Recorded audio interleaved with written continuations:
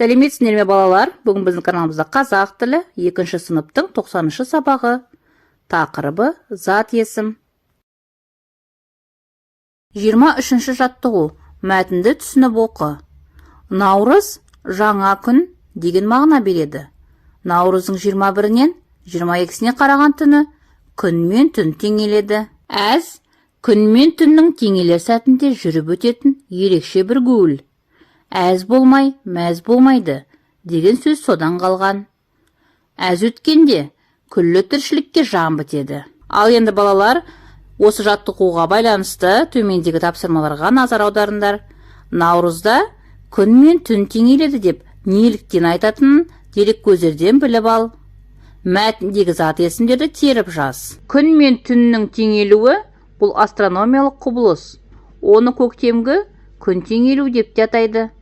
Бұл құбылыс жыл сайын шамамен 20-21 наурызда болады. Ал енді балалар, мәтіндегі зат есімдерді теріп жаз дейді. Бұл жерде зат есімдер наурыз, күн, түн, әз, гуіл, сөз, жан сөздері. Ал енді балалар, келесі 24-ші жаттығу, өлеңді жатқа жаз. Ұлыс оң болсын, ақ мол болсын. Қайда барсаң, жол болсын, не тілесең, сол болсын. Өлеңнің авторы Оразақын Асқар. Ал енді балалар, осы өлеңді бірнеше рет қайталап, дәптерлеріңе жатқа жазыңдар. Ал енді балалар, төмендегі тапсырманы орындайық. Зат есімдерді тауып, астын сыз. Бұл өлеңде балалар зат есім ұлыс, ақ, жол сөздері. Ұлыс сөзінің, ақ сөзінің және жол сөзінің астын сызып қоямыз. Ақ сөзі бұл амонимге жатады. Яғни ақ деп біз сүт, құрт, айранды айтамыз. Демек ақ мол болсын деген сөзде ақ сөзі бұл зат есімге жатады. Ал енді балалар, келесі 25-ші жаттығу, жұмбақ өлеңді оқып шешуін тап. Тыдан бастасаң дақылдың бірі, сыдан бастасаң бояудың түрі. Жұмбақтың шешуі тары, сары сөздері. Енді балалар, төмендегі тапсырманы бірге орындаймыз. Тарыдан жасалатын қандай тағам түрлерін білесің? Тарыдан балалар талқан, жент, майсөк дайындауға болады. Жұмбақ жауабындағы сөздердің қайсысы зат есім? Жұмбақ жауабындағы сөздердің бізде тары және сары сөздер шықты.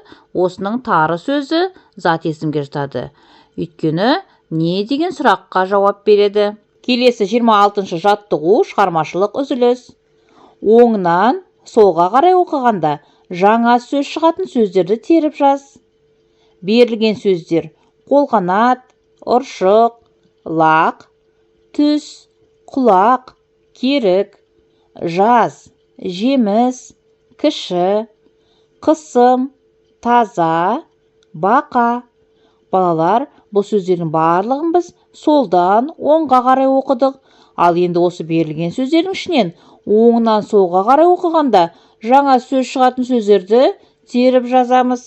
Лақ, қал, түс, сүт, кіші, ішік, қысым, мысық, таза, азат сөздері.